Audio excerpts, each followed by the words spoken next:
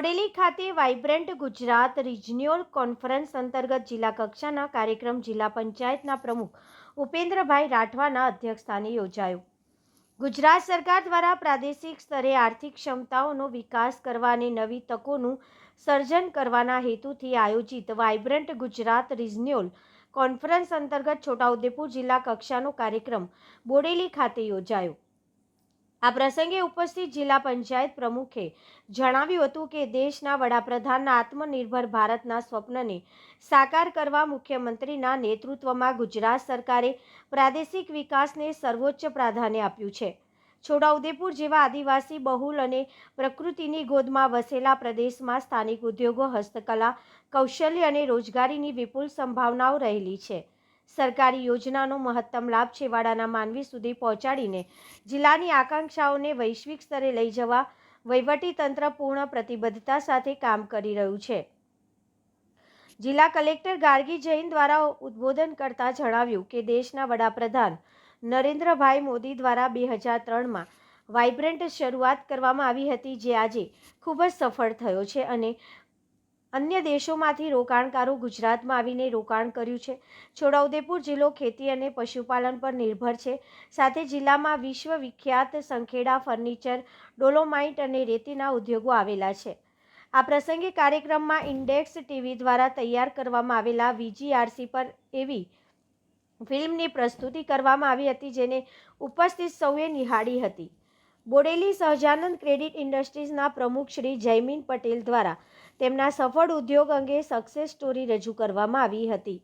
મહાનુભાવોની ઉપસ્થિતિમાં વિવિધ ઉદ્યોગકારોએ પોતાના ઉદ્યોગોને નવી દિશામાં આગળ લઈ જવા માટે MOU એક્સચેન્જ કર્યા હતા। ઉપસ્થિત મહાનુભાવોના હસ્તે artisan card, Shri Vajpayee bankable યોજનાઓના મંજૂરી પત્ર સાથે ચેક અને પૂર્વ મંજૂરી પત્ર એનાયત કરવામાં આવ્યા હતા। કાર્યક્રમમાં નવનિયુક્ત રાજ્યસભાના સાંસદ શ્રી ડૉક્ટર મુકેશભાઈ રાઠવાએ જણાવ્યું હતું કે દેશના વડાપ્રધાન નરેન્દ્રભાઈ મોદી દ્વારા વાઇબ્રન્ટ ગુજરાતની શરૂઆત કરવામાં આવી હતી, ત્યારથી લઈને અત્યાર સુધી સતત ચાલી રહેલા વાઇબ્રન્ટ ગુજરાતને લઈ રિજનલ વાઇબ્રન્ટ ગુજરાત પણ શરૂ કરવામાં આવ્યો છે, જેના ભાગરૂપે છોટાઉદેપુર જિલ્લામાં સાંસ્કૃતિક ધરોહરની સાથે ખનિજ સંપદા અને ખેતીવાડી ક્ષેત્રે ખૂબ જ સારું ઉદ્યોગ માટેની તકો છે। જિલ્લા કલેક્ટર ગાર્ગી જૈન, જિલ્લા વિકાસ અધિકારી સચિન કુમાર, પોલીસ અધિક્ષક ઇમ્તિયાઝ શેખ, મદદનીશ કલેક્ટર અને પ્રાંત અધિકારી મુસ્કાન ડાંગર, મદદનીશ પોલીસ અધિક્ષક હર્ષ શર્મા, નિવાસી અધિક કલેક્ટર શૈલેષ ગોકલાણી, DRDAના નિયામક KD ભગત, બોડેલી પ્રાંત અધિકારી ભૂમિકા રાઓલ, બોડેલી તાલુકા પંચાયતના પ્રમુખ હેમલતાબેન કોડી, બોડેલી નગરપાલિકા પ્રમુખ ઉમેશ રાઠવા, કંદવાલ તાલુકા પંચાયત પ્રમુખ રેખાબેન બારિયા, સંખેડા તાલુકા પંચાયત પ્રમુખ કલ્પનાબેન રાજપૂત, અન્ય પદાધિકારીઓ, જિલ્લા વહીવટી તંત્રના અધિકારીઓ સહિત મોટી સંખ્યામાં ઉદ્યોગકારો, રોકાણકારો ઉપસ્થિત રહ્યા હતા। Bureau report Virendrasinh Desai, Bodeli, Chhota Udepur.